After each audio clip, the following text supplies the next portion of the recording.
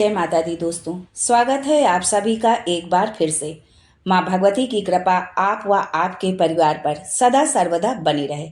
दोस्तों, यदि आप अपनी संस्कृति, सभ्यता, तीज त्योहार, धार्मिक जानकारी, वास्तु एवं ज्योतिष संबंधित उपायों के बारे में जानना चाहते हैं तो चैनल को सब्सक्राइब जरूर करिएगा।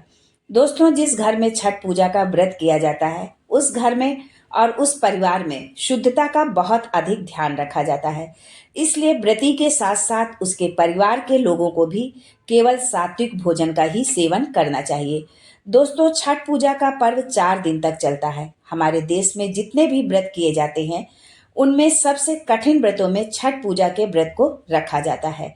इस पर्व के दौरान व्रती करीब 36 घंटे निर्जल रहता है और समय समय पर पूजा पाठ से जुड़े विधि विधान करता है। आमतौर पर महिलाएं ही इस व्रत को धारण करती हैं, पुरुषों की संख्या कम होती है। छठ पूजा के दौरान सूर्य देव की पूजा की जाती है। इस पूजा की शुरुआत नहाय खाए से होती है। दूसरा दिन खरना होता है और इस दिन पूजा के लिए प्रसाद बनाया जाता है। पूजा के तीसरे दिन व्रती डूबते हुए सूर्य को अर्घ देता है और पूजा के चौथे दिन उगते हुए सूर्य को अर्घ देकर व्रत संपन्न किया जाता है। व्रती को व्रत शुरू करने से पहले सात्विक आहार का सेवन करना चाहिए। गरिष्ठ और तले भुने पदार्थों के सेवन से बचना चाहिए, क्योंकि इस तरह का खाना खाने के बाद प्यास बहुत लगती है और पेट खराब होने का डर भी रहता है, जो आपके व्रत में विघ्न का कारण बन सकता है। बहुत से लोग व्रत रखने से पहले भोजन अनलिमिटेड कर लेते हैं और इसकी वजह से उन्हें कभी कभी समस्याओं का सामना भी करना पड़ता है।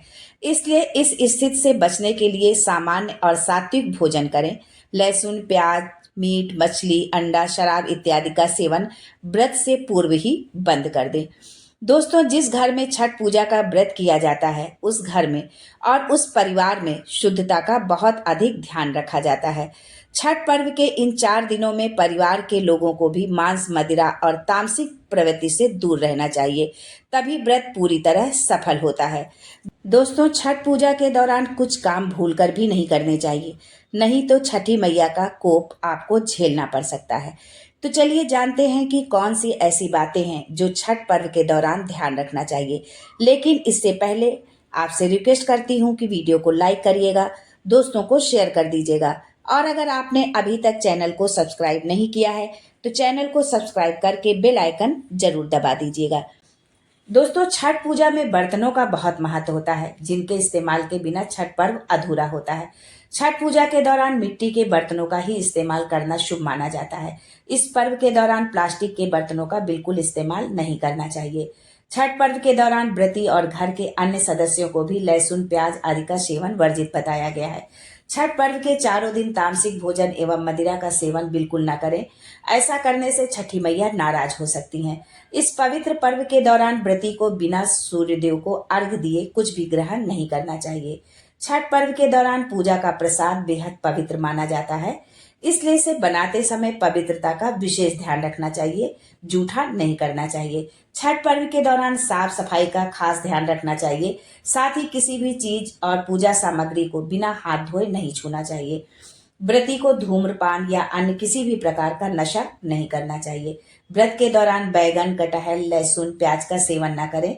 सूर्य को अर्घ देने का पात्र चांदी, स्टील, लोहा, एल्युमिनियम का ना हो, तांबा या पीतल का होना चाहिए जिस पात्र से आप अर्घ दे रहे हैं। छठ का प्रसाद बनाते समय चूल्हे का खास ख्याल रखें। इन 4 दिन प्रसाद के लिए नए चूल्हे का ही प्रयोग करना चाहिए। चूल्हा ऐसा होना चाहिए जिसे रोज लीपा जा सके। अगर आप छठ में गैस स्टोव का प्रयोग करते हैं तो नए स्टोव का प्रयोग करना चाहिए। इसे हर साल केवल छठ के दिन ही इस्तेमाल किया जाना चाहिए। छठ पूजा में पहले इस्तेमाल किए गए चूल्हे को दोबारा इस्तेमाल नहीं करना चाहिए। छठ पूजा के लिए कभी भी स्टील या शीशे के बर्तन का प्रयोग नहीं करना चाहिए। इसमें बांस के बने सूप और टोकरी का ही इस्तेमाल करना चाहिए। पूजा का सारा प्रसाद शुद्ध घी में ही बनाया जाना चाहिए। छठ पूजा का प्रसाद बहुत ही पवित्र होता है, इसे बनाते समय भूल कर भी जूठा न करें। प्रसाद बनाने से पहले कुछ भी न खाएं। प्रसाद बनाने वाली जगह पूरी तरह से साफ सुथरा कर लें, स्वच्छ कर लें। नहाकर साफ सुथरे कपड़े पहनकर ही छठ पूजा का प्रसाद बनाना चाहिए। छठ पूजा में व्रती का बिस्तर पर सोना वर्जित माना जाता है।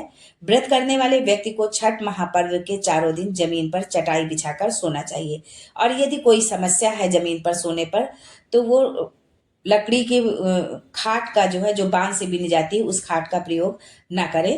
तखत पर आप सो सकते हैं। छठ पूजा के समय बहुत आत्म संयम रखना चाहिए। इन 4 दिनों में खुद को नकारात्मक बातों से दूर रखना चाहिए। किसी पर क्रोधित ना हो और ना ही किसी के बारे में बुरा सोचे। इन दिनों ब्रह्मचर्य के नियमों का पालन करना चाहिए। यदि आपने किसी मन्नत के लिए छठी मैया की आप पूजा कर रहे हैं, आपने कोई मन्नत मानी है या आप मान रहे हैं, तो जब आपकी मन्नत, आपकी मनोकामना पूरी हो जाए, तो जो आपने वादा किया है, जो माना है, उसे जरूर पूरा करें। शुद्ध और पवित्र होकर ही छठ का प्रसाद बनाएं। गंदे या जूठे हाथ से नहीं, प्रसाद बनाकर उसे ऐसे जगह पर रख दें जिसे कोई छुए नहीं। इस दिन व्रती को संभोग नहीं करना चाहिए। व्रत के दौरान वाणी पर संयम रखना चाहिए और मुंह से किसी भी प्रकार का अपशब्द नहीं निकालना चाहिए। छठ पूजा की सामग्री में किसी भी प्रकार की कमी नहीं रखनी चाहिए। छठ पूजा का व्रत 36 घंटे तक के लिए रखा जाता है।